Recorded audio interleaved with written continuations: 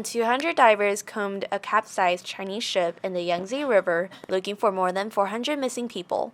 Only 18 bodies have been recovered so far and 14 people found alive. The disaster could be China's worst shipping accident in nearly 70 years. Premier Li Keqiang called for a transparent investigation and said authorities must ensure adequate personnel and funding. On June 2nd, South Korea reported its first 2 deaths from an outbreak of Middle East Respiratory Syndrome, MERS, that has infected 25 people in 2 weeks. South Korea has isolated more than 700 people for possible MERS infection.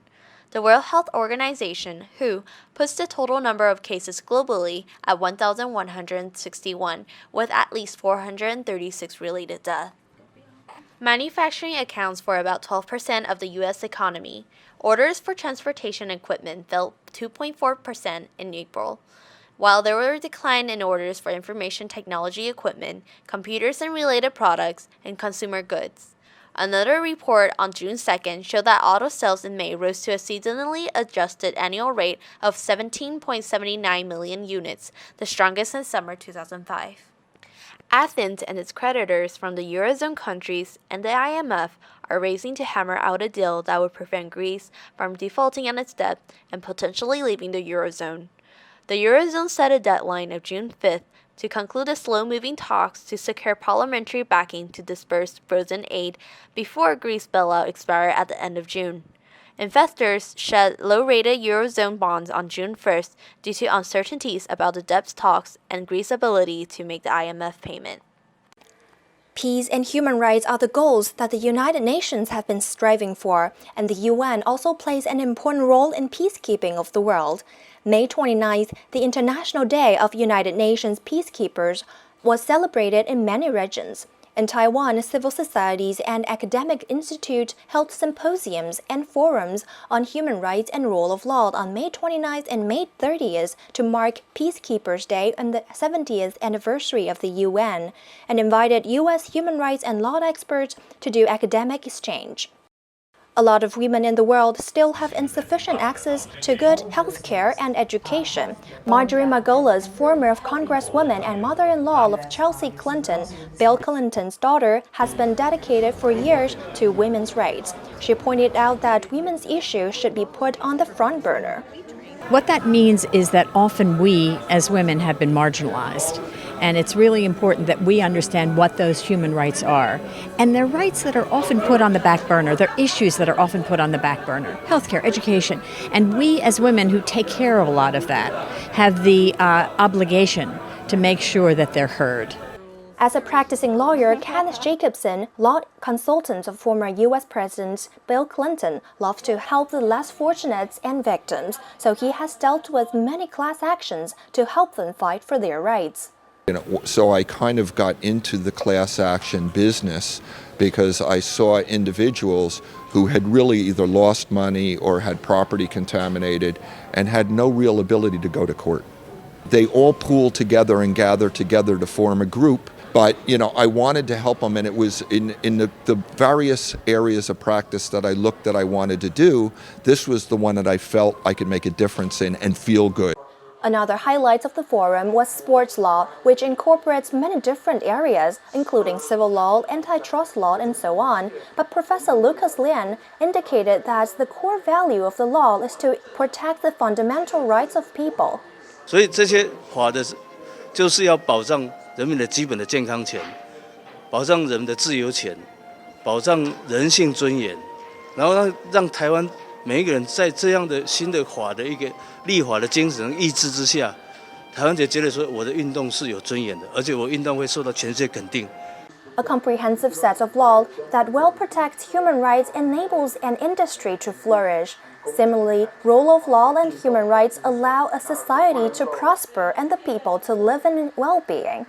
Through the academic exchange and sharing of thoughts, it is expected that human rights and rule of law can thus be promoted and get more advanced. Nancy Zhou, LLE, Gpdn, Taiwan. Main actor 3 is the Terminator turtle with a titanium jaw. The loggerhead turtle lost its original beak and jaw after colliding with the boat propeller. Now he sports a 3D print implant that may mean he can return to his Mediterranean waters and feed himself once more. Company is the company behind the new jaw. Kande Actors leads research and development at the Turkish biotech firm. We designed a custom implant for its upper and lower jaw, and that perfectly mimics its healthy days. And we made the necessary analysis like finite element analysis, motion analysis, so forth and so on. And at the later stage, we manufactured it by 3D printing from a medical grade titanium. Actor 3's carriers at Pamukkale University Research, Rescue and Rehabilitation Center thought the turtle would have to remain in captivity and be fed by hand. But they sent scanned images of the damaged jaw to company, which were used to create the implants just as if the turtle was a human patient. First take the CT and MRI images of the patients. In this case, it's a sea turtle. Then we convert these 2D images to 3D models that we can make engineering on. At the later stage, we design a patient-specific implant that perfectly matches the patient's needs and defects, and it perfectly fits its anatomy. And later on, actually, this is the best implant solution that a patient can get because this is made case by case and specifically designed for that patient. Loggerheads are listed as an endangered species, and the Mediterranean population often nested on Turkish beaches. Actor 3's vets will be watching for signs that the turtle's body is rejecting his new lip jaw, and once he's learned how to crush his shellfish meals himself, they hope he will be rejoining his friends in the wild. Sammy Jan, Gpdn. Move over snake robot and make a way for the snake monster. Researchers at the Carnegie Mellon University have taken their serpentine machines and connect them to the central hub to create one of the most robust robots ever developed. At the technology's core, says Professor Howie Chosett, are these modules which connect to each other, allowing researchers to easily assemble and program task-specific robots in minutes. These modules that we've designed and other modules to be designed, they are like a smart Lego set. We're able to put the modules together as easy as Lego, but there's a lot going on underneath the hood to allow that to happen. Each module is basically a computer smart enough to control the entire robot. They can easily be screwed together and communicate via Ethernet. More modules equate to a smarter robot, says Chosett, increasing the machine's functionality. Imagine a snake monster walking over rubble in a disaster zone, using its wheels to roll down a hill and one of its legs to slither into the damaged building to search for survivors. That type of functionality isn't far off. The robot could be linked to the twin robot controlled by a distant operator. We built a force feedback master slave arm where the master controls one robot and the slave moves as the master requires. Chosett says the tasks these robots can perform are limitless. The researchers have designed the system in a way that allows developers to assemble and program them with ease. Chosett thinks it won't be long before snake monsters like this are ultra-reliable, easy-to-use tools for every situation, even at the lunch time. Ivy Lan, Gpdn.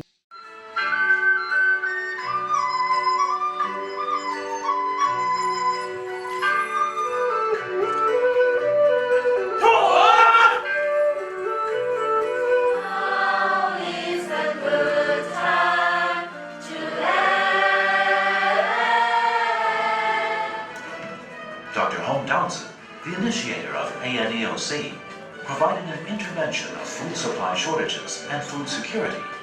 Era of conscience! Smile, your message of love and peace!